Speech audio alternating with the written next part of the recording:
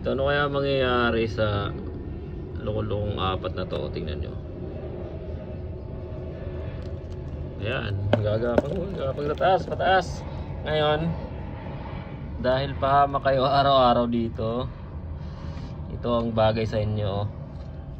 Try natin kung anong mangyayari sa mga to kung lagyan ko ng Sunrox. So, try natin buksan yung Sunrox. May butas na. Itong unang pata. Yun, pala. Yan na. Ganun pala yung mangyayari sa kanila, oh.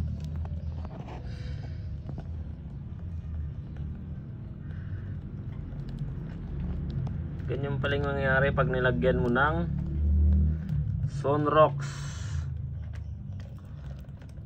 Dinamihan ko na. Ayan, oh. Gaano kaya sila tatagal sa Sunrox? Lumalangoy, oh.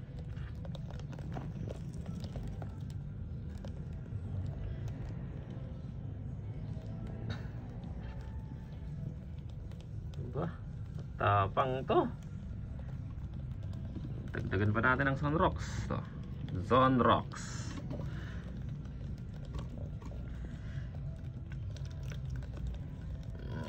Makulit kayo ha. Yan. Mukhang tatagal talaga sila, oh. Sumuko na yung isa. Buntis ata yun, eh. Ay, hindi, buhay pa lahat. Ba, matapang pala itong mga to. Sunrox na yan.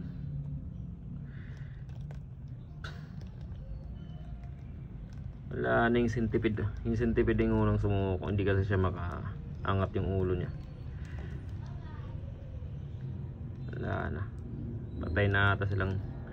Wala na yung centipede. Yung unang namatay, guys. Itong tatlong cockroach, oh, buhay pa rin. Grabe ang tibay, oh. Sabagay hindi naman niya nahihigop kasi.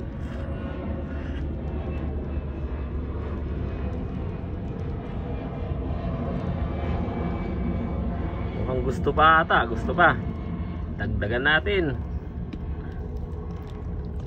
Ligo kayo ng Sunrox original.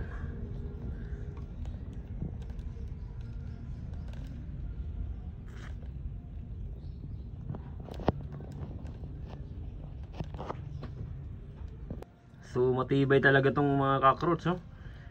Try naman natin tong dishwashing liquid. Ito puro to.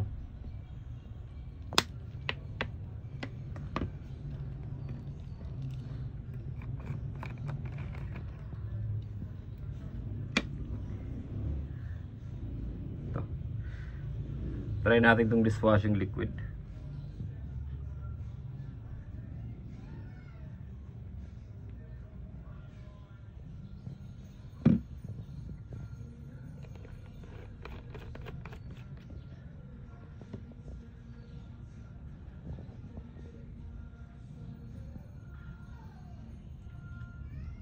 Doon na sila na-suffocate, oh. Ah, tibay talaga, oh.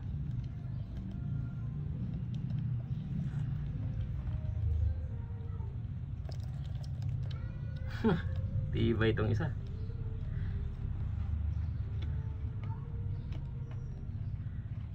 Ito nga yung simento, oh, lagyan ng chlorine, oh.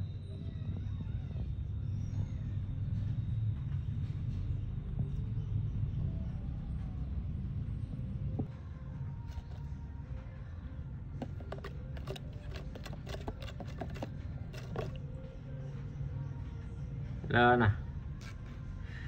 Lahat ata sila patay na.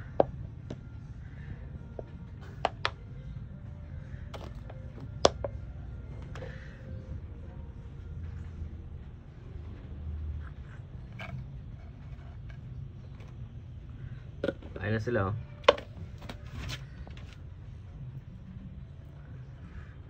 Goodbye, guys. Doon na ho nagtatapos yung mga kalokohan nyo.